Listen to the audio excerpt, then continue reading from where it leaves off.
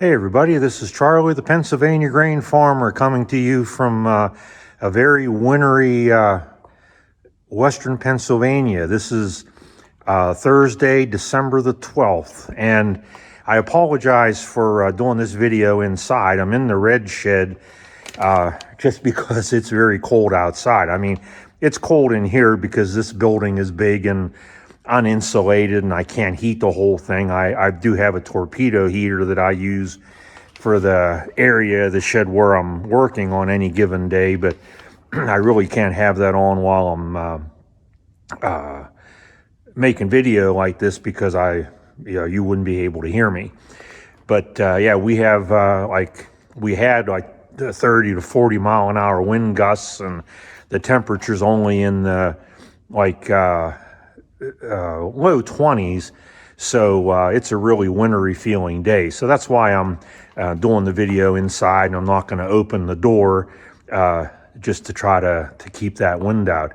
But in one of my prior videos from late in the month of November, I showed what I'm showing right now, which is my the Oliver 880 that I bought. And in the time that I've had it, which has just been a few weeks, I've done a number of things to it. Now, one of the reasons I bought this tractor was because it was in such nice shape, and but that doesn't mean it was perfect. And there are things that needed to be done, little things, and some of those I've done, and a couple of them are still yet to be done, but it'll be done whenever the weather gets a little bit nicer. So I made myself a little list here, which I'm going to go down through, and I'll try to go in an organized way so this video doesn't jump around a lot.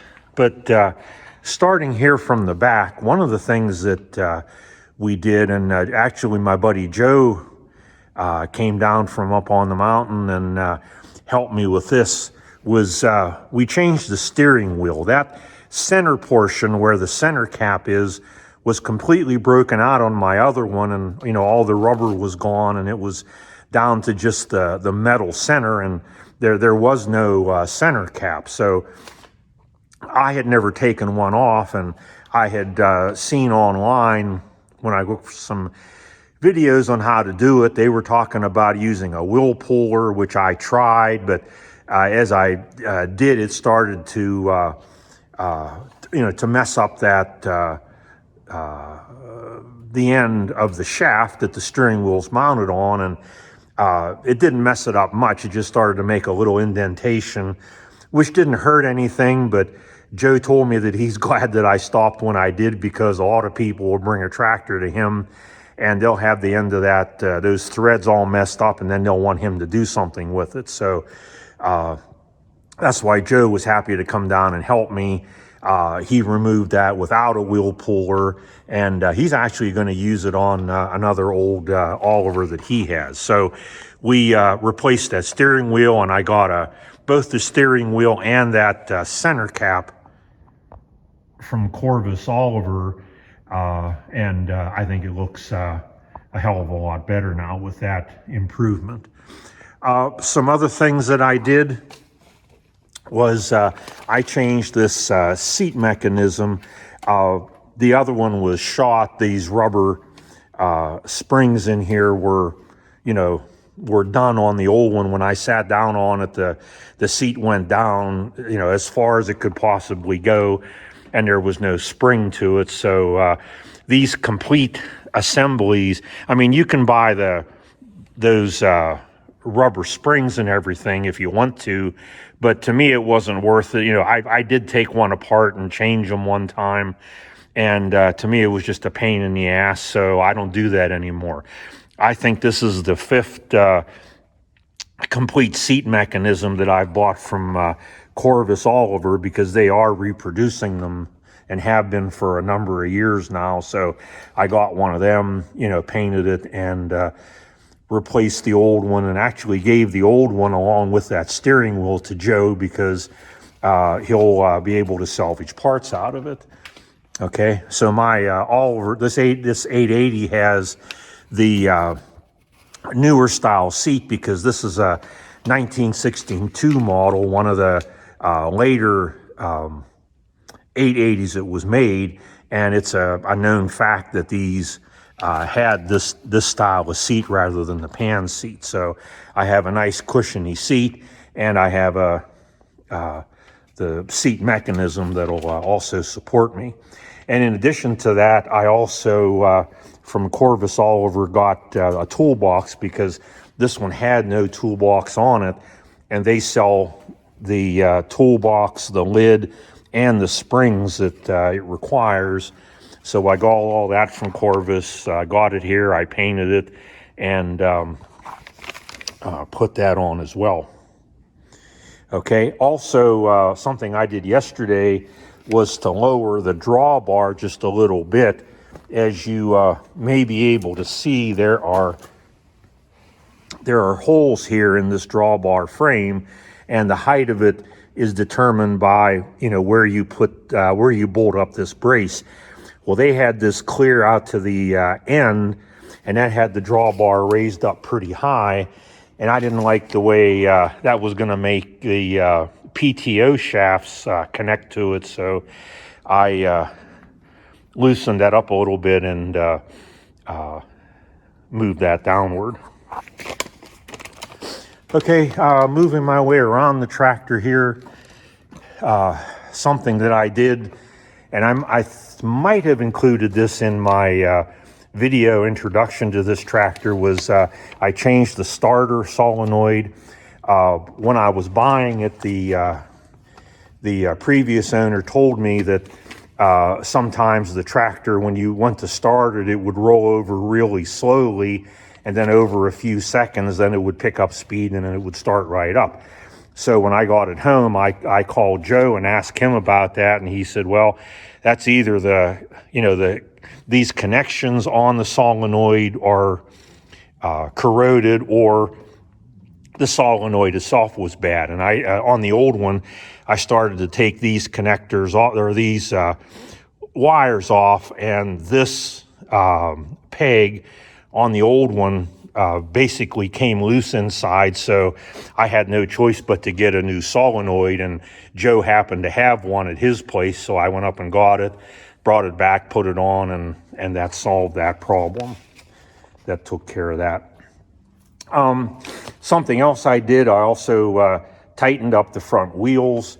I'm a real stickler about that, because one time on this Oliver 1550, which you can see now has the high lift and the chains on, it's ready for winter. But one time I was disking with this tractor many years ago, after I took over the farm when my dad passed away, and it has a narrow front, and I'm disking away, and all of a sudden I saw going underneath the tractor was one of the front wheels. The front bearings were so bad that one of the front wheels fell off, and I had to go home on the one front wheel, and that's when I learned about changing front wheel bearings. So now I try to make sure that I have my front wheel bearings well greased, and I try to make sure that they stay tight. Joe has always been good about when my tractors are up at his place for something, he always makes sure that there are grease fittings here. And you can see this one has a plug on each front wheel. And whenever he's up there putting tires on this for me, he's going to put grease fittings in there. But I had those caps off, and both front wheels were a little bit loose. There was a little bit of play in the bearings, so I tightened them up, and now they seem fine. But I'm going to keep an eye on them, and I did get a bearing kit for this, so we'll take care of that if it becomes a problem. Okay, let me work my way around here a little bit. It's kind of tight with all the tractors here for winter. Well, they're in here all year round. I also did a tune-up on this, and what I ended up changing was the distributor cap. I changed the rotor. The points, although they were working, were burnt really bad. In fact, the one side of the contact had a hole in it. So I put new points in it, a condenser, and the plug wires seemed like they were getting really old and stiff. So I put new plug wires on. I didn't change the plugs because the plugs themselves look like they're almost brand new, if not brand new. But when Joe was up the other day, and he always looks for the little things, he noticed that they're Champion spark plugs, and he's not a fan of Champion spark plugs for all of her tractors. He said they'll work, but they don't last very long, and he would much rather see, you know, ACs or Autolite or something like that. So I do have a set of spark plugs that I bought for this. I try to keep them on hand, so sometime here real soon I'll get those swapped out. Okay, so we have that.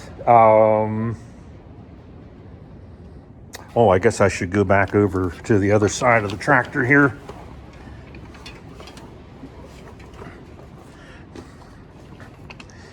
Okay. Also, when I was buying this, the previous owner told me that he thought that maybe the valves needed adjusted because there was a little bit of a tick in it when the tractor ran. Now, I heard it a little bit. I wasn't too concerned about it. And I mentioned it to Joe whenever he was here, and he looked it over, and what he found was that I have a leak right here on the back of on the last, hole in the exhaust manifold. Okay, that exhaust manifold gasket is leaking on the back. And like what he said is a problem, if you look at where this is, it's right in front of the gas tank. And he said a bad leak there will actually cause that gas tank to heat up and the gas inside, and it could start a fire. So, this was just the day before yesterday that we were talking about this. So I ordered the manifold, all the manifold gaskets, and I believe there are 9 of them. And they'll be coming here probably within the next couple of days from Corvus. And that's something that we're going to get changed here as soon as possible. The other thing that I was going to deal with, and in the process of dealing with it, are the tires. I think I had shown in my previous video how cracked these current tires are, at least this one. The other tire, at first glance, doesn't look too bad, and it has a lot more tread than the other one does. But when you look at it on the side, it must have been sitting with low tires, because there are some cracks on the inside on the sidewall of the tire. Okay, plus it's starting in certain locations on the tire, it's starting what happened to that other tire over there. Something else that I noticed was that on this tire, and it's really hard to see from where we are right now, the valve stem is up in here, but the valve stem is completely, or the rim is completely rusted out. The hole where the valve stem goes is completely rusted out, and you can touch inner tube the whole way around the stem. So I want to get that taken care of too. I can change tires, tractor tires, but the problem is while there's no calcium in them, these tires now, I want to put calcium in them so that it weights the tractor down a little bit. So Joe is able to do that. He has the setup that is needed to be able to take calcium out and put calcium in. So he's just going to change the tires for me.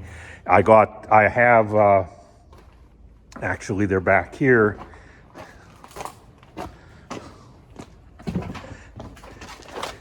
If you look way in the back, you can see the 2 tires there leaning against my my new Idea conditioner. But I got brand new tires and tubes for it, and so he's going to put them on. Now what we're going to do,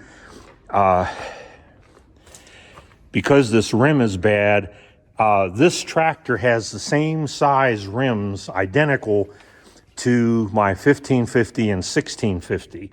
And it has same size tires. They're 15.5s by 38.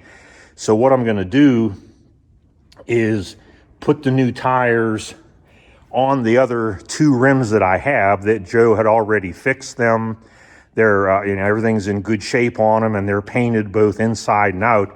So he's going to put the tires and tubes on them and then take these ones off. This rim he's going to fix for me, so I'll have it as a spare. And this one I'm just going to leave on the rim and leave it like it is. And that way, because the tire isn't terrible, but I figured since it's starting to crack up, especially on that sidewall, it'd be better to have a new tire to match the other one. So, but it would still work in a pinch. So I'm going to leave this mounted on that rim, and I'm just going to put it in the back of my shed. And that way I have 3 different tractors that it would fit. So if I have a problem and need another tire in a hurry, I can just, unbolt the rim and put this tire and rim on it. So it'll sort of be like an inflated spare tire.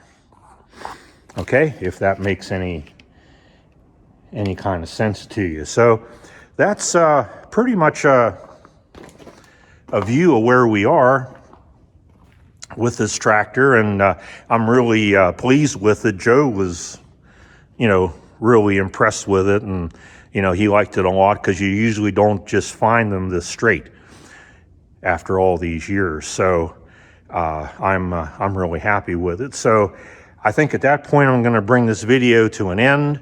I hope you enjoyed it. If you did, don't forget to hit the like button and subscribe if you already haven't. So for now, until next time, this is Charlie, the Pennsylvania grain farmer, saying, I'll see you next time. Well, I'm going to take a page from my friend Andy Dennison, the Grumpy Farmer's video technique here, and I'm going to have one more thing. This video that you just saw, I did a few days ago on improvements that I made to the 880, but I haven't gotten that video up yet. And since then, I've done a couple other things that I wanted to mention. One is I did paint the muffler. However, that muffler is not going to stay. For one thing, it's too small for this tractor. This is a muffler that's more of the size for a 77. It's a lot thinner, a lot narrower in diameter than what the muffler ought to be. This tractor should have a muffler like my Super 88, which you can see is a lot thicker in the center. So I have one of them ordered, and when I put it on, the previous owner or somebody had this pipe up way higher than it needs to be, so I'm going to be cutting this one off right about here so that I can get the bottom part of the muffler down probably 4 or 5 inches, and that way the new muffler, and that way it's not going to stick up and catch on as many limbs and stuff like that. So the muffler was one thing. A second thing is I put a set of wheel weights on it. This tractor didn't have wheel weights, and it also didn't have any calcium, any kind of ballast in the tires, in the back wheels. So I think I mentioned earlier in the video that my buddy Joe, when we put the new tires on this spring, he's going to put calcium in both rear tires, so that's going to give me about 1,200 more pounds. And then I bought this set of weights last week. I found on Marketplace a young man that lives only, if you go as the crow flies, about 2 miles away from the farm, in a little local village, and he's 18 years old, and he and his older brother have started to get into tractors. He has a Farmall C, and he just bought a Farmall 77, and they're starting to get into tractor pulling, and which I think is great, because it's nice to see young people, not just old guys like me, being interested in tractors, but to see the younger generation get interested. And like I told him, I said, well, what's your mother think of all this? And he says, well, she says there's a lot worse things that I could do with my money. And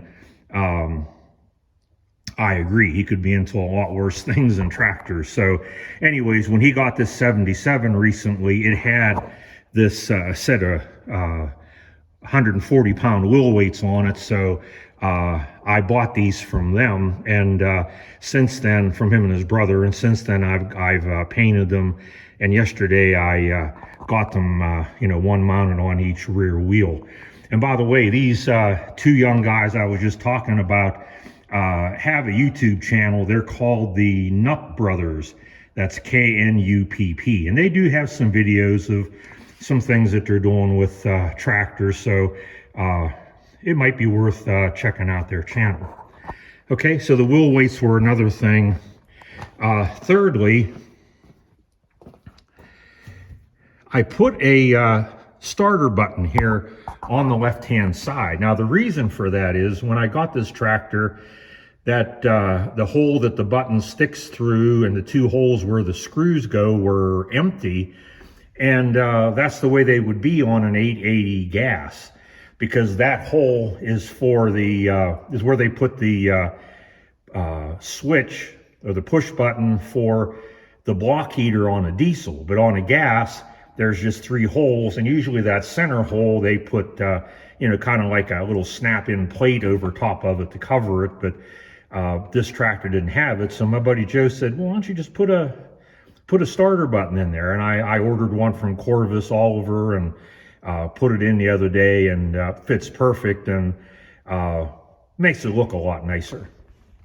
And finally, another important thing is I mounted a slow-moving vehicle sign on here. I had originally gotten this idea from Joe, who did it to one of my tractors, and all it is a piece of angle iron with a bolt welded to the bottom by the head, and then I just stick the bolt down where the pins go to hold my drawbar in different positions. I put it way over on the far right in that hole, and that way this is easy to remove if I need to, but for most things it's also not in the way. Notice it sticks up above where my hydraulic couplers would go.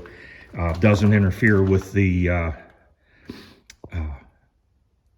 PTO lever or anything else. So we need to have these on here, and I thought that was a good way to mount that. So okay, that's it. Now we are done.